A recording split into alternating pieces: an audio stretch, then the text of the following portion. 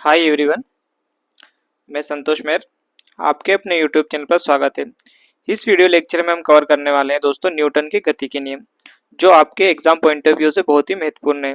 जैसे कि RRB, railway, group D, Vyapam, SSC, banking, यहाँ पे जो न्यूटन के गति के नियम है इनसे संबंधित क्वेश्चन पूछे जाते हैं। एक या दो क्वेश्चन आपको एग्जाम में देखने को मिल सकता है। तो यहाँ पे चलते हैं दोस्तों अपन न्यूटन के गति के नियम। क्या पढ़ेंगे हम? न्यूटन के गति के नियम।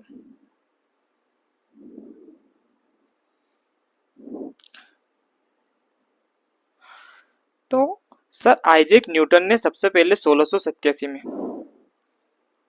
कब? सर आइजैक न्यूटन ने सबसे पहले 1687 में अपनी पुस्तक प्रिंसिपिया, उनकी पुस्तक का नाम था प्रिंसिपिया। आइजैक न्यूटन की पुस्तक का क्या नाम था? प्रिंसिपिया में गति के नियमों की प्रतिपादित किया। गति के इन नियमों को न्यूटन के नियम कहा जाता है। क्या कहा जाता है? गति के नियमों को न्यूटन के नियम कहा जाता है। जो उनकी पुस्तक थी प्रिंसिपिया, उन्होंने 1687 में सबसे पहले इस पुस्तक में बताया कि गति के नियमों को इस पुस्तक में उन्होंने जानकारी दी। तो उनके कौन कौन से गति के नियम होते हैं वो देख लेते हैं। सबसे पहले न्यूटन के गति के 3 नियम होते हैं दोस्तों। कितने? न्यूटन ने गति के 3 नियम दिए।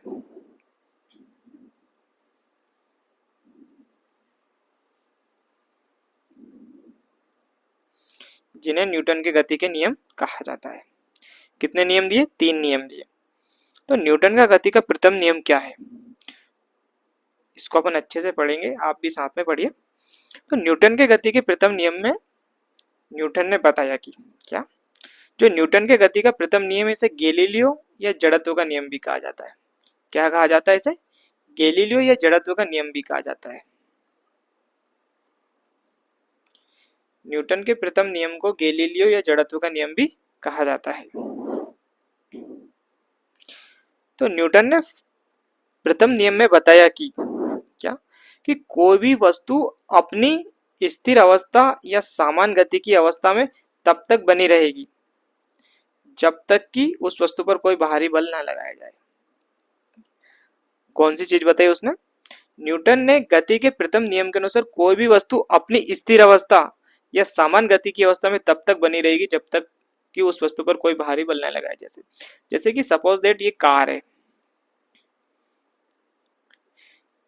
ये कार वन डायरेक्शन में इधर चल रही है। क्या? ये कार अपनी इस डायरेक्शन में चल रही, जब तक कि इस कार को अपन रोकेंगे नहीं तब तक ये कार रुकेगी नहीं। क्या? न्यूटन ने बताया कि इस पर या तो भारी बल लगा दो या इसको रोक दो, ये चल गति अवस्था में ये क्या, जिस जब तक इस कार पर अपन भारी बल नहीं लगाएंगे या ब्रेक नहीं लगाएंगे तब तक ये कार रुकेगी नहीं, अपनी समान गति से चलती रहेगी। या फिर ये एक पत्थर है, ये स्थिर अवस्था में है। किस अवस्था में? स्थिर अवस्था में। इस पत्थर भी जब तक अपन इस पे बल नहीं लगाएंगे इसको खिसकाने के लिए तब तक ये स्थिर अवस्था में रहेगा, मतलब कि भारी बल आवश्यक है। क्या? न्यूटन के प्रथम नियम के अनुसार कोई भी वस्तु अपनी स्थिर अवस्था या समान गति की अवस्था में तब तक बनी रहेगी जब तक कि उस वस्तु पर कोई भारी बल ना लगाया जाए। किसी भी वस्तु का वह गुण जो उसकी गति की अवस्था में किसी भी प्रकार के परिवर्तन का विरोध करता है जड़त्व कहलाता है। क्या जड़त्व की परिभाषा क्या है? किसी भी वस्तु का वह गुण जो उसकी गति, जैसे कि कोई भी वस्तु गति में चल रही है, किसी भी प्रकार के परिवर्तन का विरोध करता है जड़त्व कहलाता है। जैसे कि ये गाड़ी चल रही है, अगर इसमें इसको रोकने का प्रयास करेंगे अपन तो वो जड़त्व कहलाएगा, मतलब कि हम इसका विरोध कर रहे हैं तो वो जड़त्व कहलाएगा।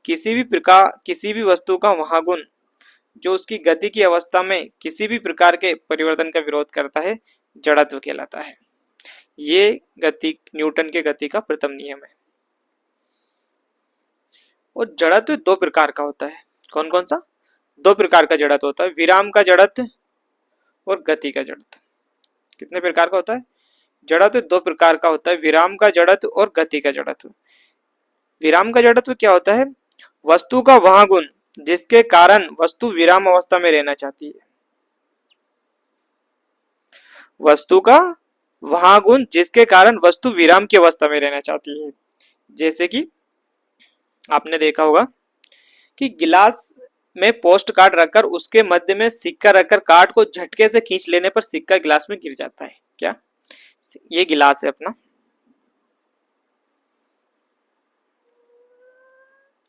इसमें पानी भरा है।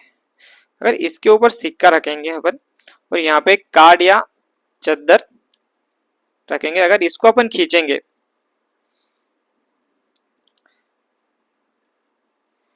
इस टाइप से, अगर इसको अपन खींचेंगे तो ये सिक्का है, इसके खींचने पर ये सिक्का पानी में गिर जाएगा। मतलब कि वस्तु विराम की अवस्था में रहना चाहती है। क्या? विराम का जड़त्व का मीन्स क्या है? जो वस्तु अपन ने रखी, जो सिक्का रखा है यहाँ पे, अगर उस चादर या काट को अगर अपन खींचेंगे तो सिक्का पानी में गिर जाएगा। मतलब सिक्का विराम की अवस्था में है। जैसे कि किसी कंबल को डंडे से पीटना, कंबल को अगर अपन डंडे से पीटते तो धूल के कण दिखते हैं, मतलब धूल के कण विराम अवस्था में है। जैसे किसी पेड़, ये पेड़ है, इस पे लगे फल, क्या लगे इस पे? फल। अगर पेड़ को हम हिलाएंगे तो जो पेड़ के जो फल हैं, क्या, अगर इस पेड़ को हम हिलाएंगे, जो इस पेड़ में जो फल लगे वो नीचे गिर जाएंगे। मतलब कि पेड़ क्या है अपना? पेड़ विराम की अवस्था में है। किसकी अवस्था में? पेड़ विराम की अवस्था में। मतलब पेड़ को हिला रहे, पेड़ चल नहीं रहा है यहाँ पर, उसके फल नीचे गिर गए हैं, इस टाइप से। सेकेंड है अपना गति का जड़त्व। क्या है? गति का जड़त्व। गति का जड़त्व क्या होता है? वस्तु का वहां गुण जिसके कारण गतिशील वस्तु गति की अवस्था में रहना चाहती है। कोई भी वस्तु अगर चल रही है गति की अवस्था में तो वो गति की अवस्था में रहना चाहेगी। गति का जड़त्व का मीन्स का अर्थ है कि वस्तु का वहां गुण जिसके कारण गतिशील वस्तु गति की अवस्था में रहना चाहती है। जैसे कि कोई कार है, तेज गति से चलती हुई कार के एकाएक रुकने पर उसमें बैठा व्यक्ति आगे की तरफ झुक जाता है।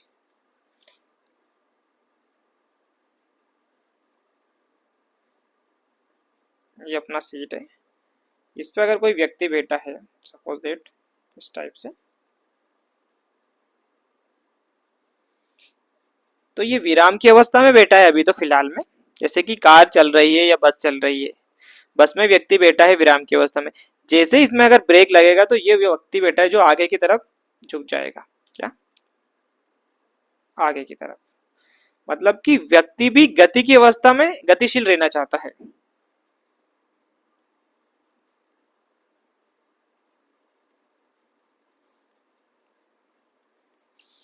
गति के जड़त्व का अर्थ है वस्तु का वहां गुण जिसके कारण गतिशील वस्तु गति की अवस्था में रहना चाहती है। मतलब व्यक्ति भी गति की अवस्था में ही रहना चाहता है, इसको बोलते हैं विराम का जड़त्व। न्यूटन के गति का दूसरा नियम। न्यूटन के गति का दूसरा नियम क्या कहता है? किसी वस्तु के संवेग में परिवर्तन की दर उस वस्तु पर आरोपित, क्या, किसी वस्तु के संवेग में परिवर्तन की दर उस वस्तु पर आरोपित बल के समानुपाती होती है तथा संवेग परिवर्तन बल की दिशा में होता है। क्या? किसी वस्तु के संवेग में परिवर्तन की दर उस वस्तु पर आरोपित बल के समानुपाती होती है तथा संवेग परिवर्तन बल की दिशा में होता है। जैसे कि मान ले, यदि आरोपित बल F है, बल की दिशा में उत्पन्न त्वरण A है एवं वस्तु की द्रव्यमान m है, तो न्यूटन के गति के दूसरे नियम के अनुसार F बराबर m है होगा। क्या होगा? अर्थात न्यूटन के दूसरे नियम से बल का व्यंजक प्राप्त होता है। न्यूटन ने दूसरे नियम में यह बताया कि किसी वस्तु के संवेग में परिवर्तन की दर उस वस्तु पर आरोपित बल के समानुपाती होती है तथा संवेग परिवर्तन बल की दिशा में होता है। किस दिशा में होता है? संवेग परिवर्तन बल की दिशा में होता है। उदाहरण के लिए देखते हैं, जैसे क्रिकेट की बॉल कैच करते समय, क्रिकेट की बॉल रहती है, कैच करते समय खिलाड़ी अपने हाथों को पीछे की ओर खींच लेता है। क्या? जो क्रिकेट की बॉल जैसे कि कैच पकड़ता है खिलाड़ी, जैसे फील्डर कोई भी अगर कैच पकड़ेगा तो क्रिकेट की बॉल कैच करते समय खिलाड़ी अपने हाथों को पीछे की ओर खींच लेता है। मतलब संवेग परिवर्तन की दर की बात कर रहे हैं यहाँ पे। कराटे के खिलाड़ी द्वारा ईंट की पट्टी या बर्फ की सिल्ली को तोड़ना। कराटे के खिलाड़ी द्वारा ईंट की पट्टी और बर्फ की सिल्ली को तोड़ना, ये न्यूटन के दूसरे नियम के अनुसार आते हैं। क्या? कि किसी वस्तु के संवेग में परिवर्तन की दर उस वस्तु पर आरोपित बल के समानुपाती होती है। ठीक है दोस्तों, अब है न्यूटन का तीसरा नियम। कौन सा नियम? न्यूटन के गति का थर्ड लॉ। न्यूटन के गति के तीसरे नियम में न्यूटन ने बताया कि प्रत्येक क्रिया के लिए एक समान और विपरीत प्रतिक्रिया होती है। क्या? प्रत्येक क्रिया के लिए एक समान और विपरीत प्रतिक्रिया होती है। मतलब जैसे कि कोई भी क्रिया अपन कर रहे हैं तो उसके विपरीत भी प्रतिक्रिया हो सकती है। जैसे कि उदाहरण के लिए बंदूक से गोली छोड़ते समय, जब बंदूक से अपन गोली छोड़ते हैं तो पीछे की ओर एक झटका लगता है। मतलब जैसे कि आगे की तरफ क्रिया हो रही तो पीछे की ओर भी क्रिया होगी। बंदूक से गोली छोड़ते समय पीछे की ओर झटका लगना, मतलब प्रत्येक क्रिया के बराबर विपरीत प्रतिक्रिया होगी। रॉकेट का आगे बढ़ना, जैसे कि रॉकेट आगे बढ़ता है अपना इस टाइप से, तो उसमें पीछे से धुआं निकलता है, मतलब वो धुआं प्रेशर डालता है कि आगे बढ़ने के लिए रॉकेट को। प्रत्येक क्रिया के बराबर विपरीत प्रतिक्रिया होती है। कुएं से पानी भरते समय रस्सी के टूटने पर व्यक्ति का पीछे गिर जाना। क्या? कुएं से पानी भरते समय रस्सी के टूटने पर व्यक्ति का पीछे गिर जाना। प्रत्येक क्रिया के लिए एक समान और विपरीत प्रतिक्रिया होती है। नाव से कूदने पर नाव का पीछे की ओर खिसकना।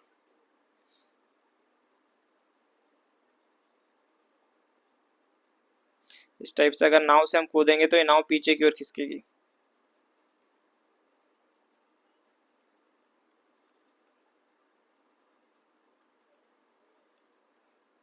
कहा?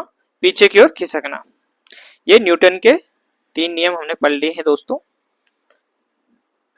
न्यूटन का प्रथम नियम, न्यूटन का दूसरा नियम, न्यूटन का तीसरा नियम। इन नियमों को आप 1-2 बार रिवीजन कीजिए और इनके जो उदाहरण है इनको पढ़िए, इनको समझने की कोशिश कीजिए। और कोई सी भी बात आपको अगर समझ नहीं आए तो कमेंट कर दीजिए, वो भी हम कवर कर लेंगे दोस्तों। ठीक है दोस्तों, और ये वीडियो अगर आपका अच्छा लगा तो वीडियो को लाइक कर दीजिए दोस्तों। क्या? हमारे चैनल को सब्सक्राइब कर लीजिए और ये वीडियो अपने दोस्तों के साथ शेयर करना ना भूलें। Thank you friends.